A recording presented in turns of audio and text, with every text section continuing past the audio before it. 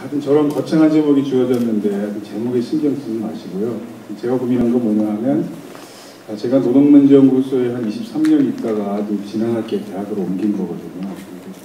그 노동문제연구소에 20여년 있었고 그리고 노동대학자인 건 알겠는데 당신이 그걸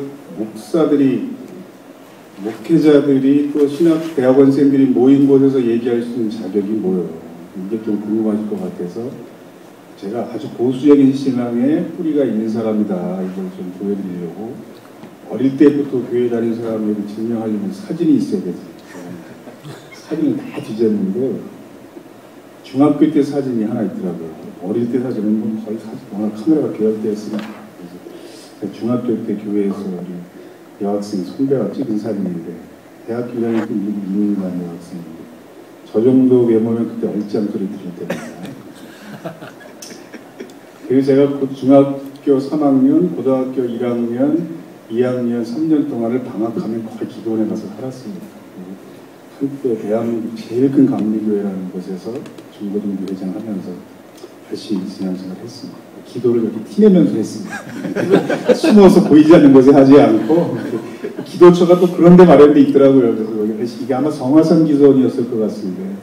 우리가 또 찍었습니다. 이 화면이 이제 오늘 파워포인트 화면으로 통일시켜달라고 저에게 준비팀에서 보냈는데 그러면 저 위를 포기해야 되잖아요.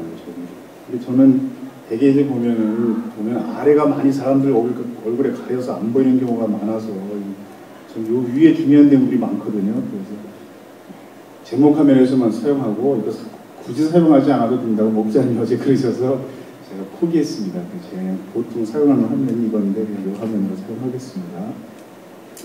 우리 청년부 회원들 모습인데 저 오른쪽 끝에 교복 입은 사람이 접니다. 그때 대학생도 교복을 입었잖아요. 74년도에 대학에 들어갔는데 되게 끼우려 찍는 게 그때 유행이었어요. 제가 제대한 뒤에는 작은 교회에서 이제 봉사했는데 개척교회에서 교회 건물 새로 짓고 봉헌 예배 드릴 때 사회보는 모습입니다.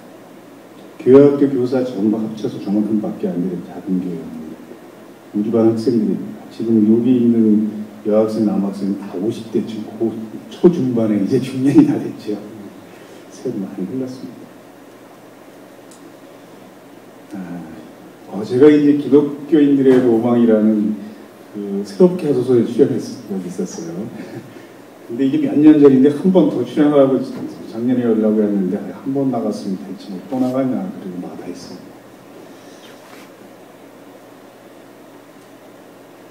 그 노동자들하고 성경 공부할 때 모습인데 동일방직 주로 해고된 노동자들이 많이 있고 저 맨 왼쪽에 앞에 있는 안경 쓴 여성이 고해찬 씨 부인이에요. 노동자와 결혼했습니다. 고해찬 씨가. 그 옆에 있는 사람은 한국 여성운동의 대부인 남윤인숙 씨인데 지금 뭐 다음에 그 통합민주당인가 민주통합당인가 국회의원 따는 사람이죠. 지금 중앙위원 당 중앙위원이 됐어. 언젠가 저서 여성부장을 아마 할 겁니다. 저 사람은. 제가 이제 기독교 신앙을 가지고 있다가 노동 문제가 제 생활의 중심에 들어오게 된 계기가 이제 이런 모임이었는데 누가복음에 나오는 비유를 16차례에 걸쳐 공부하는 성경 공부를 노동자들하고 같이 한 적이 있습니다. 첫날 우리가 선택한 주제가 돌아온 탕자의 주제였습니다. 어떤 식으로 진행했냐 하면 성경은 큰 소리로 참석기가 돌아가면서 읽습니다. 한 10몇 명 정도가. 그리고 성경을 읽는 동안 자기 마음속에 느껴진 것들을 자유롭게 1시간 정도 이야기합니다. 우리는 그게 중요했어요. 그래서 그걸 저는 노동자가 아니었는데 유일한 노동자가 아닌 참석자로서 그걸 기록하는 제가 알바를 한 거예요. 선배 부탁으로. 한 선교단체에서. 저는 노동자가 아니니까 참가 자격이 없지만 발언권이 없지만 와서 그걸 다 기록해라. 그래서 녹음기 틀어놓고 열심히 기록했고 그 나중에 책으로 나왔습니다. 일하는 사람들에 대한 정서의 연구라는 책으로 나와서 꽤 많이 팔렸습니다. 그 때문에 순진해가지고 원고료를 안 받았어요. 책 6권 받는 거 가지고 정말 고마워했어요. 야, 책 6권이나 주는구나. 1년 6개월 작업해서 만든 책이. 근데 이제 어떤 얘기를 했냐 하면 한 사람이 야, 난 이 성경을 처음으로 읽는데 이건 무슨 영화나 꼭 소설 같아. 드라마 같아. 근데 이런 그 모든 소설이나 영화에는 클라이막스라는 가장 중요한 부분이 있는데, 그러면 그 예수님 말씀하신 돌아온 탕자의 클라이막스가 어디일까? 저는 그 답을 알고 있다고 생각했습니다. 어릴 때부터 목사님 설교 속에 수십 번 들었잖아. 모든 죄를 다 용서해 주시는 그 아들이 다 재산 탕진하고 온갖 죄를 짓고 다시 집에 들어왔을 때 정말 먼 발치에 달려나가서 끌어안아주는 아버지의 밝은 사랑, 우리의 죄를 용서하시는 하나님 아버지의 밝은 사랑, 그게 이제 클라이막스라고 생각합니다. 그 참석자 중에 고원에서 자랑한 여성 노동자가 있었는데 뭐라고 하냐면, 아니 이방에서 이 아들이 재산 다 탕진하고 돼지먹이나 나수이는 쥐어온 나무 열매를 먹으려 하는 순간, 여기가 클라이막스 같아. 아버지께 돌아가자. 이때 깨달았자. 굶주려 본 사람만, 고통을 당해본 사람만 발길을 즐기려고 하는 거다. 그게 정신적인 고통이든 물질적인 고통이든 고통을 겪어본 사람이 진리를 구하거든. 이런 이야기를 합니다. 그래서 물론 그게 정답이 아닐 수 있지만 저는 그게 굉장히 큰 충격이었어요. 똑같은 성경을 읽고 이렇게 있는 사람들이 내 주변에 살았다는 걸 내가 전혀 모르고 살았다. 그런 부채감 같은 게 느껴졌죠. 아이들이 그린 그림 중에 바로 그 순간을 묘사하는 그림이 있습니다.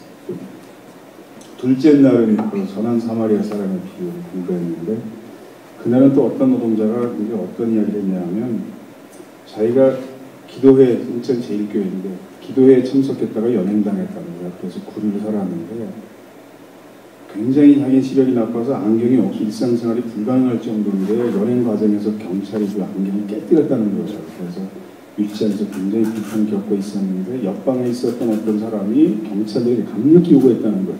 이 사람은 안경이 없이 일상생활이 불가능할 정도다. 당신들이 깨뜨려서 안경을 지급해요. 근데 그때 80년도 정도면요, 경찰서에 가서 그런 거 함부로 요구할 수 있는 시대가 아니었습니다. 그래서 그 사람은 불려나가서 무수히 두드려 맞았다는 거죠. 근데 자기가 모르는 사람이었다는 거예요. 나는 그 사람이 선한 사마리아 사람 같습니다. 자신에게 아무 손해가 없이 남을 돕는 것은 누구나 할 수 있지만 자신의 큰 손해를 감수하며 남을 돕는 것, 난 이게 선한 사마리아 생각합니다. 또 마찬가지로 큰 충격을 받았는데 그 열 몇 번 성경 공부하는 동안 거의 매번 그런 충격이 있었어요.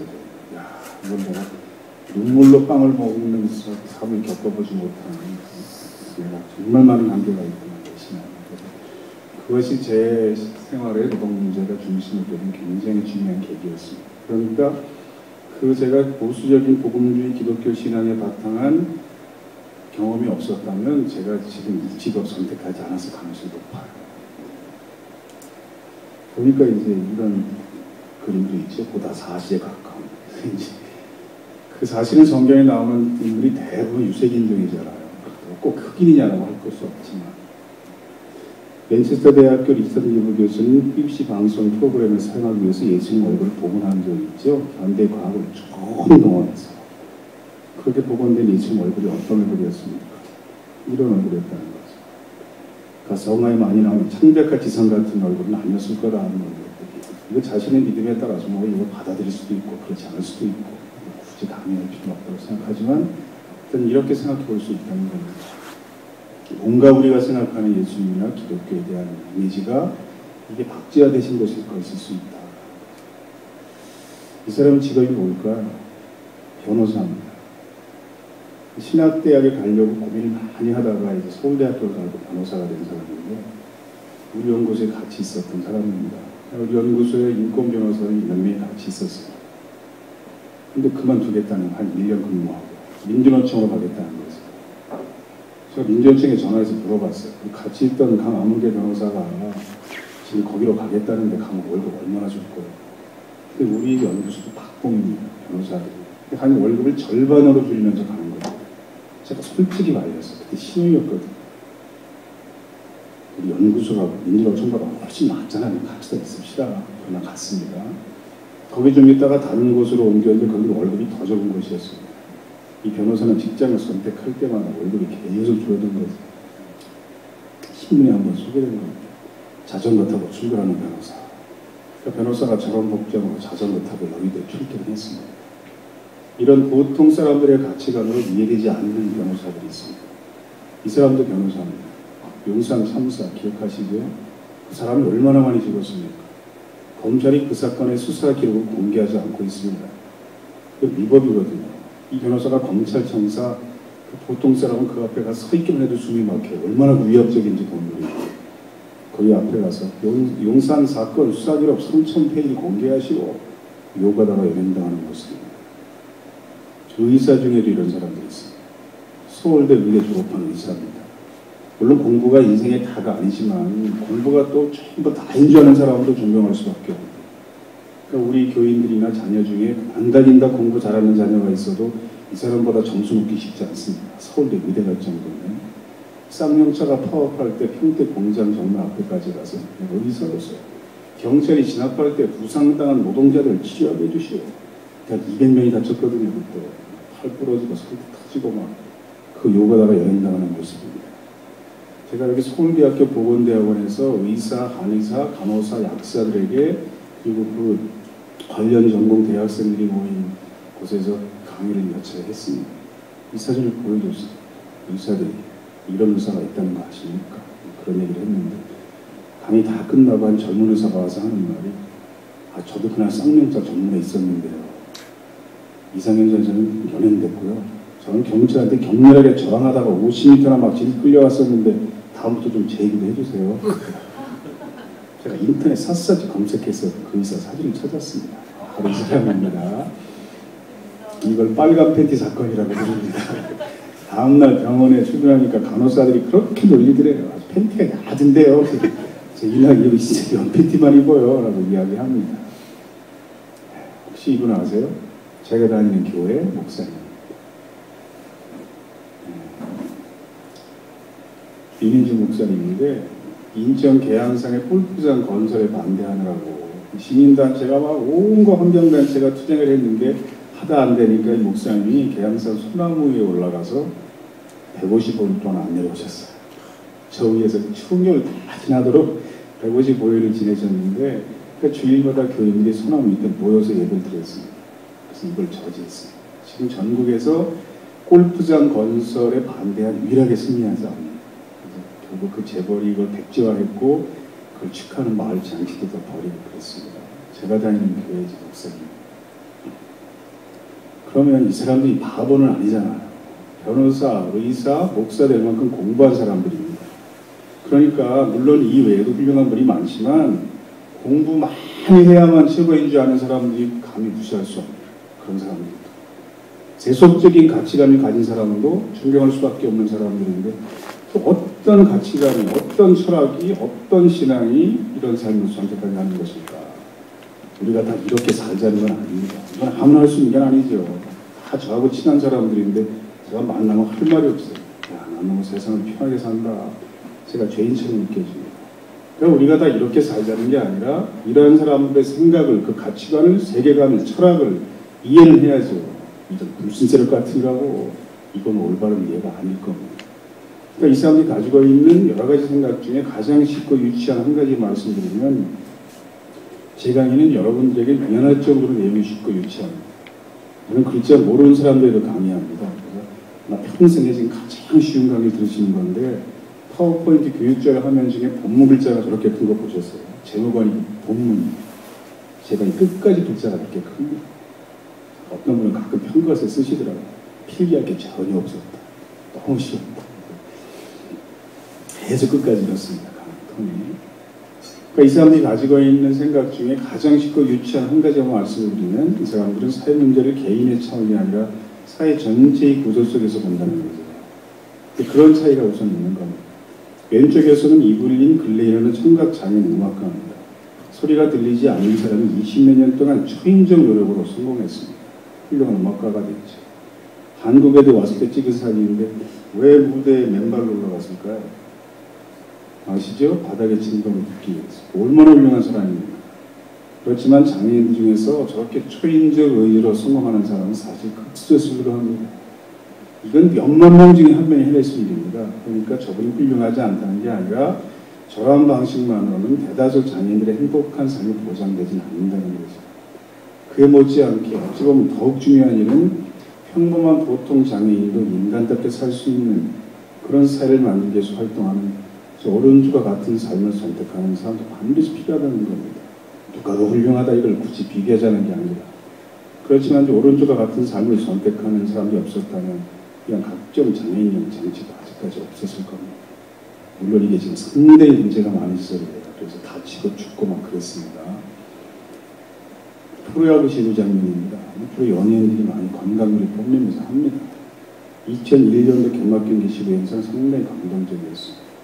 다리가 없는 장애인 소년이 미국에 입양됐다가 귀국해서 음식을 착용하고 시구하는 모습입니다. 두 사람 다리에 얼마나 큰 차이가 있습니까? 그렇지만 다음날 언론에서는 세상에서 가장 아름다운 시구라는 표현으로 보도했습니다. 그런데 그 무렵에 한 어머니가 친자식 장애인 딸을 목 졸라 살해하고 구속되는 사건이 벌어졌습니다. 몇 년 전에 한 저명 인사가, 참 그분이 또 목사님인데 신문에 칼럼을 썼어요. 이 사건에 대해서 내용 이런 거. 미국 사람은 다른 나라 장애인들 데려다가 훌륭하게 키워줍니다. 한국 사람은 친자식을 장애로 살해했으니 이렇게 부끄러움이 있을 수 있는가, 개탄하는 내용입니다. 물론 자식을 살해한 그 엄마가 잘못이 없다는 게 아닙니다. 저 칼럼의 지적이 틀린 것도 아니에요. 그렇지만 어떤 아쉬움이 있습니까? 우리가 칼럼을 썼다면 저 내용 뒤에 어떤 내용을 덧붙이고 싶습니까? 오죽하면 죽였겠어요. 얼마나 키우기 힘듭니까? 몇 년 전에 어떤 나라에서 한국인 휠체어 유학생을 위해서 대학 건물을 다 뜯어고쳤다, 이런 뉴스가 있었습니다. 그래서 이제 그 유학생 휠체어 타고 대학생활을 편하게 할 수 있도록 하기 위해서 도서관, 식당 다 뜯어고쳤다는 겁니다. 제가 이름 되면 알만한 대학입니다. 근데 한국에서는 그 무렵에 수도권의 한 대학교가 성적이 아주 우수한 여학생을 면접 시험을 탈락시켰습니다. 휠체어 장애라는 이유. 가족들이 매스컴에 찾아가 고소의 세상에 알려졌고 언론이 그 대학을 다 비난하니까 대학 당국이 며칠 뒤에 어떻게 했습니까? 학생과 부모를 보더니 각서를 쓰라고 얘기했습니다. 내가 이 대학을 다니는 동안 어떤 불편도 감수하겠습니다. 어떤 희소적인 용도 하지 않겠습니다. 그 각서 쓰고 나서 입학이 결정됐습니다. 그러니까 이 단적인 예지만 이 두 사례를 비교할 때 얼마나 큰 차이가 있습니까? 최소한 자기가 하는 사회를 대표하는 지성인으로 자처하는 사람이라면, 거기 그분이 성직자라면 그런 걸 좀 지적을 해야지. 그 엄마가 잘못했다고 탓할 것만 아니라. 80년 여름에 남녀 고등학생 2명이 저를 찾아온 적이 있었어요. 제가 이제 선교단체 자원봉사 활동하고 있어야 했는데 그 선교단체를 찾아왔더라고요. 6개 고등학교 문예반 학생들이 모인 동아리의 대표예요. 근데 자기들끼리 활동했답니다. 몇 달 동안. 이제 지도교사를 한 분 모시자. 그리고 사람을 찾던 중에 어느 학교 문예반 교사가 저를 추천했다는 겁니다. 나중에 알고 보니까 제가 시동인회 활동을 잠깐 했었는데 거기 여자 선배였습니다. 그래서 내가 우리가 이제 하종광 씨 찾아왔습니다.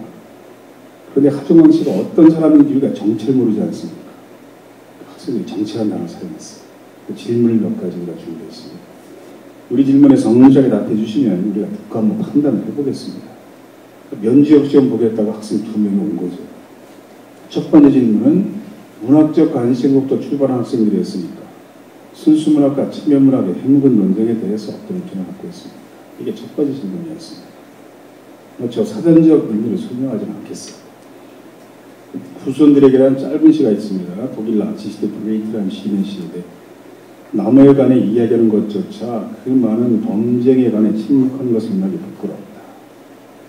나치가 유태를 600만 명을 죽였다는 거 아니에요. 6만 명도 아니고 60만 명도 아니고. 그럼 온갖 악행을 저지르고 있을 때 내가 시인이라고, 예술가라고, 야, 참 나무가 아름답다, 이런 시만 쓰기에는 참 부끄럽다, 이런 내용입니다. 가난한 나라 사람들에게 봉사하는 단체에서 활동하는 미국 의사학자들은 그레이트의 이의실 있는 것으로 설명을 시작합니다. 서면문학의 한 형태죠. 아픔, 시대 고통을 외면하지 말자. 두 번째 질문이 종교적인 거예요. 종교가 인간의 영혼을 하나씩 모두 구원하면 세상이 천국이 될 것이라는 개인 구원론과, 종교도 사회 모순된 구조를 개선하는 일에 참여해야 하고 때로는 불의한 세력과 맞서 싸우기도 해야 한다는 사회 구원론에 대해서는 어떤 의견을 갖고 있습니까? 여기서 이걸 감히 제가 설명하지는 않겠어요. 제정실 운전기사가 난폭하게 운전하면서 수많은 사람들을 해치겁니다. 그 모습 보면서 기도하다가 다치는 사람을 돌보는 것만이 목사로서 나의 과제는 아니다. 미친 운전기사의 폭주를 멈추기 위해서는 부득이 폭력을 사용할 수밖에 없다. 버스에 올라타 미친전기사를 끌어내려 운전을 중단시키는 것도 목사로서 나의 과제다. 어느 분의 설교 내용입니까? 다 아시죠? 네, 독일 나치시대 보네퍼 목사님 설교 내용. 보네퍼 목사님은 결국 히틀러에게 사형당하잖아요. 그런 주장 계속 하시다가 이제 사회 구원의 극단적인 형태라고 할 수 있어요. 세 번째 질문이 더 있었지만 그건 생략하기 좀 더 어려운 질문입니다. 세 번째는 사회를 변화시키는 점진적 개혁과 총체적 변혁 중에 어느 게 옳다고 생각합니까? 이런 질문을 생략합니다. 이 질문들이 공통으로 제기하는 의문이 있어요. 그 학생이 저에 대해 궁금한 게 뭡니까 결국? 역사 사회 문제에 대해서 개인을 중요시하는 관점과 사회 전체 구조를 중요시하는 관점을 찾아볼 수 있습니다. 그러니까 하종각이라는 사람이 사회 문제에 대한 구조적 관점이 있느냐 없느냐 학생이 궁금한 그겁니다. 그런데 학생들이 제 정치를 모를 거 아니라 저도 학생들의 정치를 모르잖아요. 근데 80년 여름이 어떤 상황이냐 하면 광주에서 수백 명의 시민이 학살을 당하고 불과 얼마 지나지 않았을 때입니다. 제가 이게 80년 여름인가 80 여름인가 분명치 않은데 내가 80년 9월달부터 활동이 가능해졌으니까 아마 81년이었을 거다 제가 짐작하는 건데 세상에 아무도 이길 수 없고 혹시 놈들이 안기부에서 훈련받은 놈들이 아닐까 연심도 해야 돼. 그래서 제가 적당히 답했습니다. 그것은 동전의 양면과 같다고 생각합니다. 양면이 모두 있어 온전한 동전이 될 수 있듯이 난 두 가지 입장의 사회가 필요하다고 생각해요. 어느 한쪽만의 진실이다. 이런 다양성이 존중되지 않는 것은 올바른 입장이다. 학생이 그냥 넘어가지 않았어요. 우리 시대 상황과 개인의 성향에 따라서 그 중에 하나를 꼭 선택할 수밖에 없다는 걸 따르시겠습니다. 그럼 도망갈 구멍이 없어요.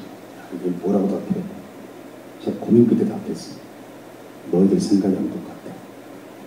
내가 이렇게 답할 수밖에 없는 시대 앞으로 이해했으면 좋겠다. 웃었습니다. 알겠습니다. 갔습니다. 며칠이 연락이 와서 합격하셨습니다.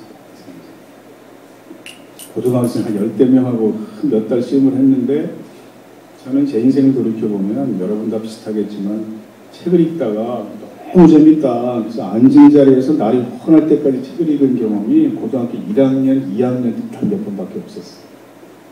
그 후엔 다시는 없었어요. 근데 그 학생들이 바로 그런 시기잖아요. 얼마나 책들을 많이 읽는지 진도를 따라갈 수가 없습니다. 모임 전날에 제가 한 이틀 밤을 샜어요. 일주일에 한 번씩 모였는데 고3 수험생 수학 영어가 아니라 더 쉬웠을 거다. 제가 그렇게 생각합니다. 그러니까 얼마나 잘 쓰는지 가족을 주제로 시를 쓰는 시간이 있었는데 자기의 문학적 감성이 지나치게 풍부한 것이 자신의 한계다 이런 고민이 하나 남았어요. 이제 쓴 시 중에 어머니라는 제목의 시가 이렇게 시작하는 시가 있었어요. 박정희가 죽었을 때 어머니는 슬프다고 우셨지만 나는 어머니 존경할 수밖에 없다. 박정희가 동네 방문했을 때 악수 한번 하셨다고 평생 자랑하면서 사신 분이지만 나는 어머니 존경할 수밖에 없다. 가족의 생계가 담긴 생선 그릇을 머리에 이고 헤어진 치맛자락에 때 묻은 종아리도 어머니가 매일 넘던 고개를 내가 오늘도 아침 저녁마다 먹으면서 난 어머니 존경할 수밖에 없다. 이렇게 시작하는 시를 읽다가 다 울었습니다. 얼마나 감동적이에요. 어머니가 생선 장사 하신 거죠. 가족의 생계가 담긴 생선 그릇을 머리에 이고 헤어진 치맛자락에 때 묻은 종아리도 어머니가 매일 넘던 고개. 제가 30년 전에 한 번 읽은 시 아직도 기억하잖아요. 그렇게 만났던 청소년들을 제가 30년 세월 지나면서 한띄어 만납니다. 신부님 된 학생이 있어요. 청소년 사목을 합니다. 가서 보니까 청소년들이 제도권 교육에서 배울 수 없는 내용들을 모여서 스스로 깨우침 활동을 지원합니다. 그 신부님은 자기가 청소년 시기에 가졌던 고민을 평생 실천하면서 사는 겁니다. 정말 제가 존경할 수밖에 없는 그런 사람들이었습니다. 프랑스 사회 지식인 논쟁이 붙었을 때 장폴 사르트르가 정의한 실존 철학의 대가이고 노벨 문학상 수상자로 결정됐지만 그 상을 거부했던 사람입니다. 사르트르가 정의한 지식인의 개념이 있어요. 자신과 관계없는 문제로 상관하는 사람, 세계 문제를 자신의 문제로 고민하는 사람, 자신의 학문적 명성을 인간의 이름으로 사회와 기존 권력을 비판하기 위해 사용하는 사람이라는 겁니다. 물론 이것이 다 옳다고 볼 수는 없고 저 반대되는 주장이 있을 수 있는 한국 사회는 저런 인식이 다른 사회보다 지나치게 부족한 거예요. 이게 균형을 잘 못 맞추고 있는 거죠.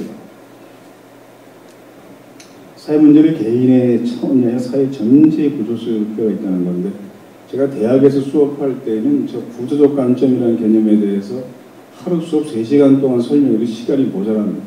그러니까 한국 사회는 제도권 교육에서 초중고등학교에서 이러한 세계관이나 가치관 형성이 거의 안 되거든요. 다른 나라 교육 그렇지 않아요. 그러니까 주로 교사들에게 배우는 내용, 부모들에게 하는 가르침, 유명한 강사들이 TV나 기업체 와서 하는 강연 내용이 뭐냐 하면 그게 틀렸다는 게 아니라 거의 대부분 성실한 노력을 통해서 개인적인 성공을 이루는 걸 여러 가지 설명하는 겁니다. 불굴의 신념을 포기하지 마십시오. 노력하면 성공할 수 있습니다. 적극적 사고방식을 가지세요. 강력한 리더십이 필요합니다. 긍정적 마인드를 받아들이십시오. 부정적인 사고방식 별로 좋지 않습니다. 가끔 뭐 팀워크 개념이 추가되기도 하고 거의 이것만 설명하면 더욱 중요한 사회 전체의 변화를 위해서 당신이 어떤 역할을 담당하세요. 이런 걸 안 가르칩니다. 그래서 제가 준비하는 시험에서 그런 문제를 한번 내려봤어요.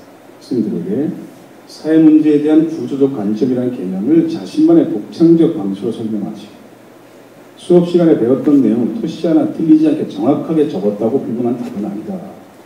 그건 아이들이 공부하는 방식이고 여기 대학이니까 자신만의 독창적 방식으로 자유롭게 설명하시고 이런 문제 아주 싫어합니다. 학생들. 자유롭게 쓰라는 걸 싫어합니다.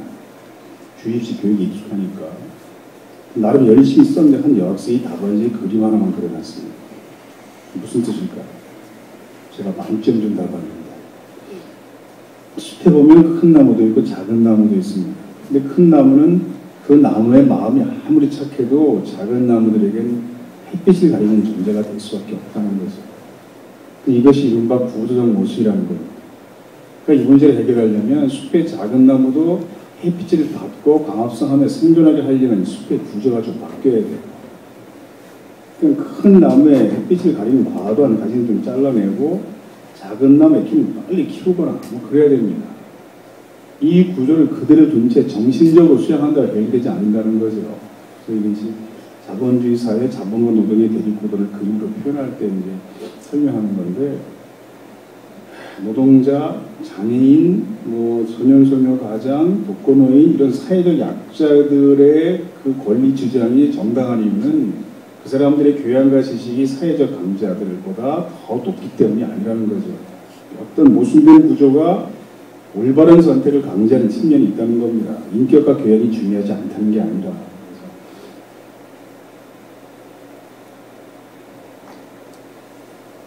기독교가 사회문화적 배경을 이룬 서양 북미유럽 사회에는 기부문화가 형성되어 있다.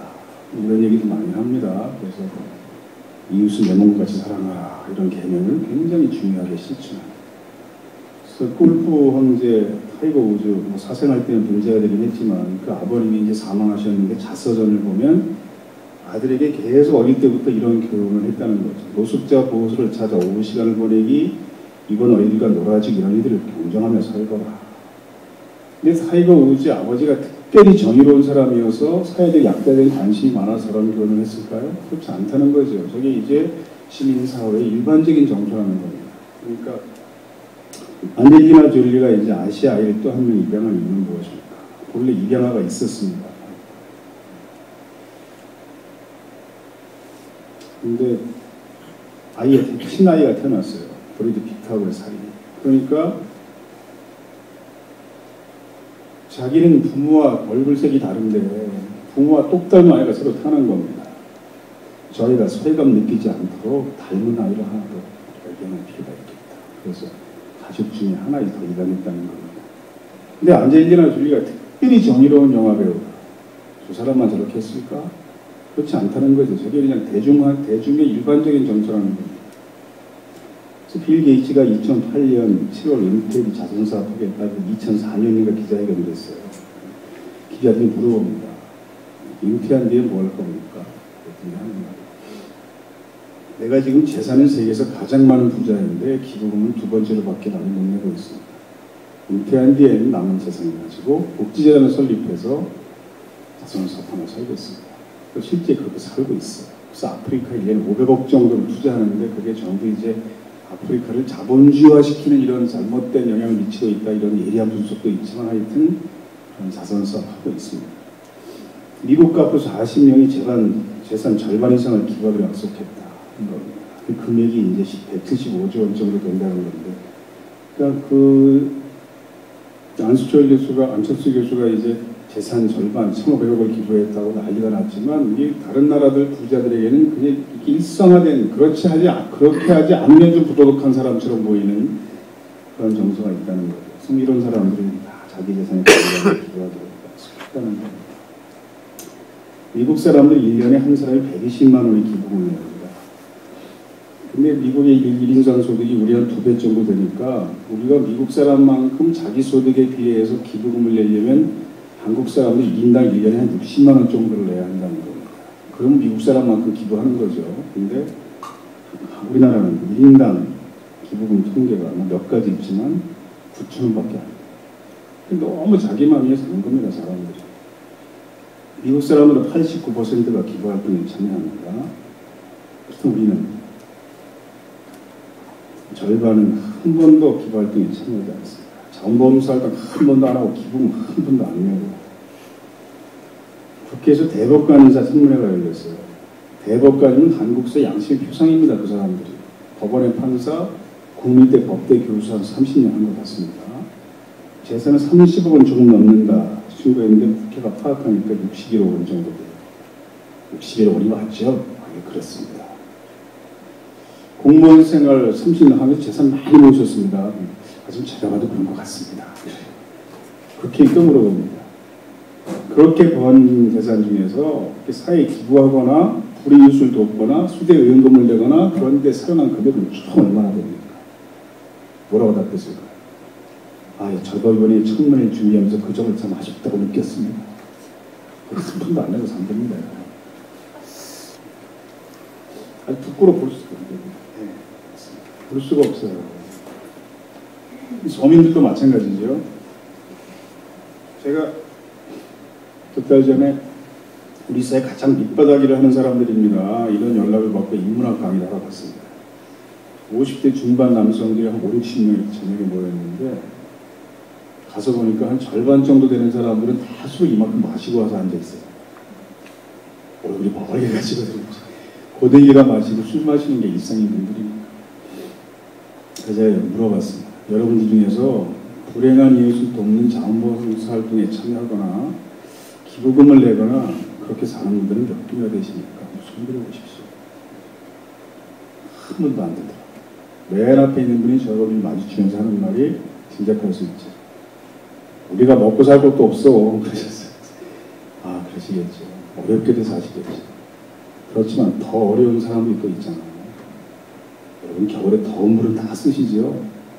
추운 겨울에 불을 못 떼고 사는 영하 10여도 되는 날 찬물로 머리 감고 학교 가야 되는 소년소녀가 가장 조건원이 서울 시내만 600 가고 있답니다. 이명박 정부도 더 늘었답니다. 그런데 서울 시민들이 내가 평생 동안 그 사람들에게 연탄 한 장 값을 내준 적이 없었다. 이런 것에 대한 부끄러움이 없어요. 열등감이 없습니다. 올바른 사회가 아닙니다. 항상 존중했습니다. 전에는 남대문에서 노점상사를 했어요. 이렇게 허리 아프고 다리 아프니까 월계를 못 나갔어요. 이 보험 매트도 높게 해놓으려고 해도 전기세가 많이 나가서 못 하고 이단만 해놓고 앉아서 밥 먹을 때도 이불 쓰고 밥 먹고 사람이 사는 게 아니에요. 아주 가까운 이웃에 한 걸음만 나가면 이런 분들이 몇백 가구가 있는데 내가 평생 동안 한 번도 도와준 적이 없어요. 이런 것에 대한 부끄러움이 없습니다. 한국사 특이한 상황이죠. 미국신 도로시 파커는 세상에서 가장 아름다운 표현, 영어 표현은 수표들어 있습니다라고 했다. 기부금융 수표를 동반했다는 뜻이다. 톨스토이는 돈은 걸어마 같아 싸움이 악취를 풍기지만 풀어지면 땅을 기름지게 한다고 말했다. 그의 말은 미국 기부 문화의 근원이 됐다. 미국 전체의 가구의 89%가 기부에 참여한다. 참 좋은 말입니다. 이 말을 누가 했습니까? 조선일보 논조인이 했어요. 극우 보수 언론. 무슨 뜻이겠어요? 극우 보수 언론도 기부 문화는 굉장히 강조해요. 엄청나게 많이 강조해요. 가장 기부 문화의 한국 사회 코미디적인 형태가 평화의 댐이죠. 유치원생 저번주까지 다 틀어가지고 그걸 하나 지었습니다. 그 흉물을. 그러니까 기부 문화가 진보적 개념이 아니라는 거예요. 왜냐하면 자선사 가지고 사회 구조가 안 바뀝니다. 근데 한국 사회 이것조차 부족한 게 문제죠, 지금. 한국 사회는 보수적 개념인 기부 문화조차 제대로 형성되지 않았습니다. 너무 자기만 위해 살아요, 사람들이. 대체 왜 이런 현상이 생겼을까? 햄스터를 이제 우리 집 아이들이 키웠는데 새끼를 7마리 낳더라고요. 그 중에 한 마리는 죽었고. 근데 처음에 새끼를요, 이렇게 땅콩만 많하게 나요. 털어나오는 살덩어리를 그냥. 근데 어미가 21일 동안 그 젖으로 자기 몸집의 절반 이상 키웁니다. 불쌍해서 볼 수가 없어요. 그렇게 먹어도 그 어미가 피골이 상접합니다. 야, 이 피골이 상접이 저거구나. 그 갈비뼈가 막 털 밖으로 다 보일 정도로 바싹 말라요, 그 어미가. 그 7마리를 전부 자기 젖으로만 21일 동안 자기 몸집 절반 이상 키워야 되는데, 새끼 얼마나 지극정성 사랑하는지 항상 자기 새끼를 온몸을 덮고 있어요. 발끝 하나 보이지 않게. 먹이를 먹으러 잠깐 나올 때에도 자기 털을 탁 긁어 모아서 꽁꽁 이렇게 덮어주고 이만큼도 안 보이게 한 다음에 나옵니다. 잠깐 나올 때에도. 그럼 새끼가 처음에 이렇게 작을 때는 하기 쉬워요, 그게. 근데 새끼들이 점점 커서 자기 몸으로 가리는 게 불가능한데도 보면 그 동작을 하루 종일 되더라고요. 보이지 않도록 감추려고 하는 동작. 이제 그걸 보면서 우리 가족이 느낀 게 뭐냐면, 자기 식구를 사랑하는 것은 그렇게 작은 동물도 다 할 수 없다. 그러니까 인간이 이런 짐승과 구별되는 중요한 이유 중에 하나는 피 한 방울 섞이지 않은 가족이 아닌 남을 위해서 뭔가 희생할 수 있다는 게 아닐까. 이게 인간이 다른 동물과 구별되는 중요한 차이가 아닐까, 이런 얘기를 했습니다. 우리 딸아이가 당장 선거를 나가면서 중학교 2학년 때 글짓기를 했는데 그 제목이 햄스터에게 배우다. 글짓기를 했다더라고요. 햄스터도 가족은 사랑합니다.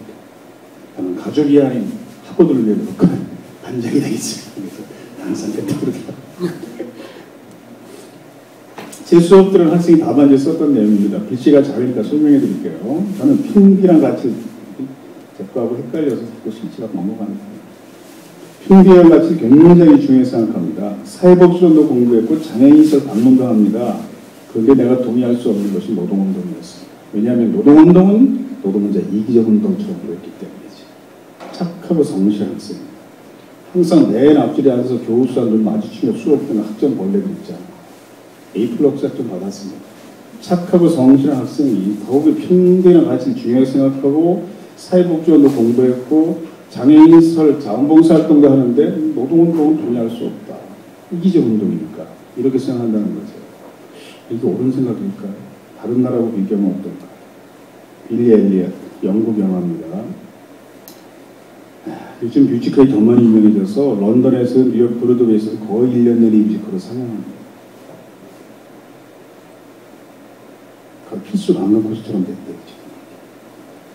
수업 들었던 대학생들이 배낭여행 갔다가 또 보기도 하는데, 파업을 하던 광부가 자기 아들을 데리고 런던 왕립 발레학교에 면지역 시험 보러 오는 장면이 나옵니다.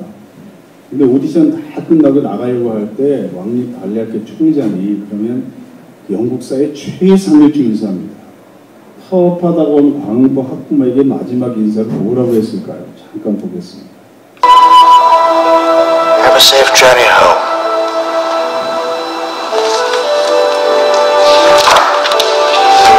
Mr. Elliot, good luck with the strike. 뭐라고 인사합니까? 파업에서 꼭 승리하세요. 이렇게 인사합니다. 한국사에서는 거의 불가능한 일이에요. 뉴욕에서 온 남자, 파리에서 온 프랑스 영화입니다. 줄리 델트가 출연 감독을 맡았었죠.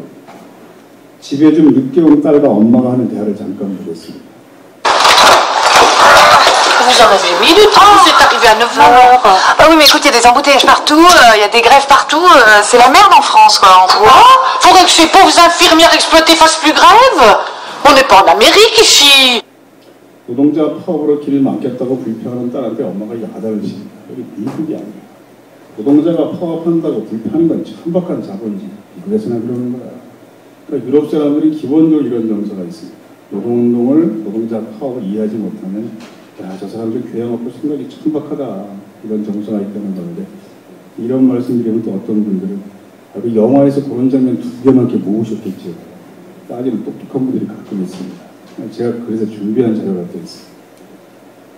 프랑스 대사관의 부대사가 하는 말입니다. 프랑스에서는 대부분의 여론이 파업에 대해 이해심을 보이는 편입니다.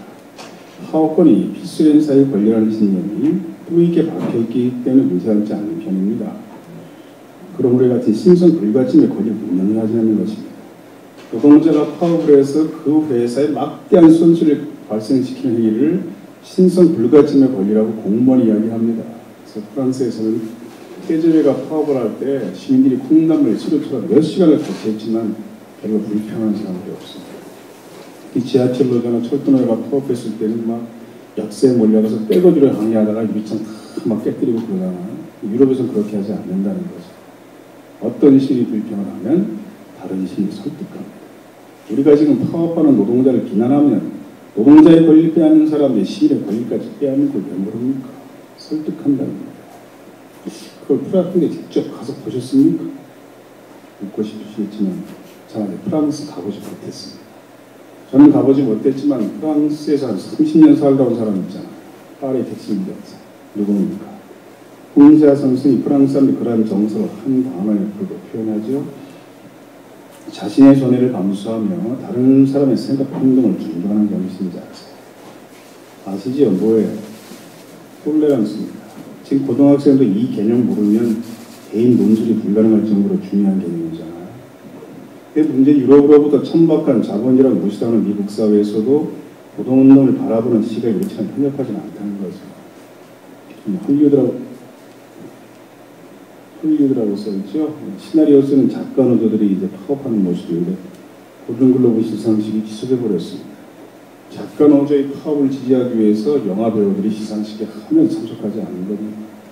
작가들이 없다면 배우는 레드카펫을 밟을 권리가 없습니다. 한 명도 오지 마십시오. 정말 단 한 명의 배우도 오지 않아서 레드카펫이 텅 비었습니다. 멘토스 밀러입니다. 프리즌 브레이크라는 드라마에 나올 때 주인공 이름이 스코필드여서 우리가 한국 이름 하나 더 지어준 게 있잖아요. 스코필이라고. 나는 작가를 지지합니다. 이런 성명서를 발표했습니다. 한국 작가도 상당히 열악해요. 최고원 작가의 주공, 그 기사 기억하실지 모르겠지만 이웃집문 앞에서 죄송하지만 쌀이나 김치 있으면 좀 빌려주세요. 나중에 꼭 갚겠습니다. 그 메모 쪽지가 유서가 되고 말았습니다.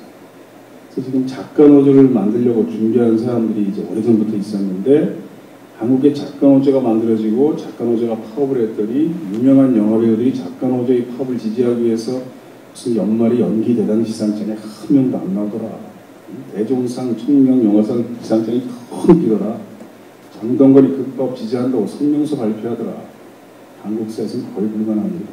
그렇지만 이것이 유럽으로부터 천박하다고 비웃음을 사는 미국 자본주의 세계 충분히 가능한 현상이거든요. 미국을 중심으로 전 세계 경제가 침체할 것이다. 충분히 예견된 상황 속에서 2008년도 각국의 정상들이 정책들을 제시하기 시작했는데 공통점이 이런 거였습니다. 임금을 더 줘야 한다. 우리가 듣던 말과는 반대예요. 경제 위기에서는 노동자가 허리띠를 졸라매고 목소리를 낮춰야 한다. 우리 그렇게 배웠는데 어떤 정신나간 정치인들이 저런 주장을 했을까요? 독일의 메르켈 총리입니다. 독일 사회에서 이 사람 진보적 정치인이 아닙니다. 3인당에 맞서는 우파 연립정부의 총리입니다. 아마 김당 출신인가? 근데 경영진이 돈돈에 안기는 것은 한 나라의 사회적 균형의 질에 파괴합니다. 저런 주장을 했습니다. 지금 한국 기업은 현금 보율이 사상 최고입니다. 지금 그런 식으로 경영하지 말라는 거죠. 프랑스의 사르코지 대통령은 신자유주의 전도사란 말을 들을 정도로 극우 보수 대통령인데 기업 2분의 3분의 1을 노동자에게 배분하자 이런 주장을 했습니다. 지난번에 정운찬 씨가 동반성장위원장으로서 이제 대기업 초과이윤을 협력업체와 나누자 이 정도 주장을 했다가 이게 사회주의냐 공산주의냐 막 난리가 났잖아요. 한국에서는. 근데 사르코지 대통령의 주장은 그걸 노동자가 직접 나누자는 거니까 사르코지가 한국 사회에 와서 저런 주장했다는 거의 빨갱이 질투합니다. 일본의 후쿠다 총리도 지금야말로 개혁의 과실이 공과 가계 그대로 확대할 때라고 주장했어요. 기업이 가진 것을 빨리 임금으로 풀어야 한다는 뜻입니다. 저임금의 천국 중국 원자바오 총리도 임금을 높일 것이다. 각국의 정상들이 경제 위기를 나타내고 전부 저런 정책을 제시하고 있었습니다. 서민 복제 나라돈을 풀어 내수를 살려야 한다는 원리인데 부자들은 재산이 있는 사람들이어서 감세해가지고 소득이 조금 올라갔다고 해서 더 돈을 쓰진 않아요. 그만큼. 서민들은 돈을 쓸 곳이 있지만 돈이 없어 못 쓰는 사람들이니까 서민들에게 지원된 그들은 바로 시장으로 풀립니다. 경제가 순환된다는 거죠. 이걸 경제 언론에서는 이제 건전한 내수라는 5글자로 보통 표현하잖아요. 각국의 정상이 전부 저런 장하고 있을 때 한국 대선에서는 이명박 후보가 당선되면서 이제 기업 회원들이 선언한 겁니다. 전 세계적 분위기가 좀 다르게 간 거예요. 세계는 서민 지원할 때 한국은 부자 감세한 겁니다. 2008년 노벨 경제학 수상자가 폴 크루그만이라는 미국 대학 교수인데 노벨상이 처음 제정될 당시에 경제학상이 있었을까요? 없었을까요? 없었습니다. 있었으면 제가 물어보지 않았겠죠. 67년 세월 지난 뒤에 미국의 요구로 자본주의 경제 체제의 우월성을 홍보하기 위해서 제정된 상이 노벨 경제학상입니다. 그래서 거의 신자유주의자, 시장경제주의자, 시카고 학파가 이 상을 휩쓸었어요. 근데 미국발 금융위기가 세계 경제에 큰 경각심을 깨우쳐주고 나서 이게 확 바뀐 거죠. 한 3년 동안. 폴 크루그만 교수의 일관된 주장은 이겁니다. 경제가 어려운 때일수록 노동자, 섬에 대한 집중적 지원의 위기를 벗어나는 지름길이 됩니다. 불경기에 가장 도움이 필요한 노동자, 서민들을 돕는 것이 도덕적으로 오면일 뿐 아니라 부자 감세보다 훨씬 더 경기 효과적이다. 이런 거. 물론 이것에 반대되는 경제 이론도 있어요. 부자를 더 빨리 부자로 키워야 나라 전체가 부자가 된다. 그런데 한국 사회는 노벨 경제학상을 받은 이런 경제 주장이 다른 사회보다 굉장히 취약한 거예요. 균형이 맞지 않는 겁니다. 그러니까 유럽, 미국 대학에는 주류 경제학자가 많습니다. 경제 현상을 주로 부유층 입장에서 설명합니다. 유럽 대학에는 비주류 경제학자가 많습니다. 장하진 교수처럼. 한국 대학은 어떨까요? 주류 경제학자가 너무 많아요. 그러니까 서울대 경제학 교수가 30명입니다. 서울대 경제학과 교수 이제 출신 경제학자한테 제가 물어봤어요. 야, 서울대 경제학 교수가 지금 30명인데 그 중에 주류 경제학자가 몇 명이냐? 30명이지. 이건 말이 안 되는 현상이에요, 이건. 단 한 명의 비주류 경제학자가 김수현 교수였습니다. 정년퇴임 하셨어요. 후임자를 뽑아야죠. 근데 교수들이 모여서 후임자를 4월 달에 선출합니다. 이것만 결정하고 회의를 끝내버렸습니다. 왜 그랬을까요? 그분이 3월에 퇴임하니까 없을 때 버리고. 단 한 명을 용납하지 못하는 거예요. 그래서 장하진 교수가 우리 3번인가 신청해서 안 됐다는 건데 지금. 그러니까 너무 한쪽에 치우쳐 있는 거예요. 한국 사회에 가지고. 한국 사회 노동자 인식 극히 부정적입니다. 이 수배전단이거든요. 인상착에 뭐라고 써 있습니까? 노동자뿐이라고 써 있어요. 노동자라는 단어를 이런 용도로 사용하니까.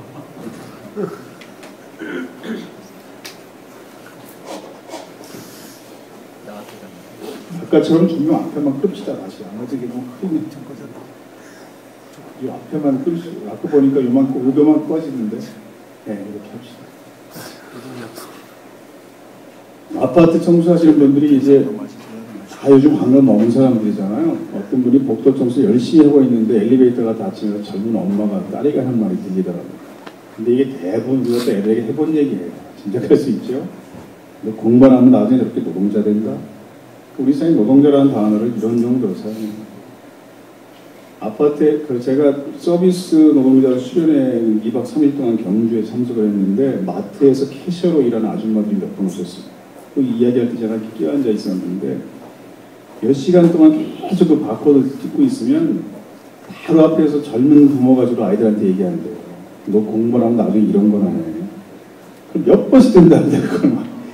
그러니까 한국 사회 인권식이 이렇게 임박해요. 형사처벌까지 받을 수 있는 발언들을 그렇게 막 쉽게 합니다.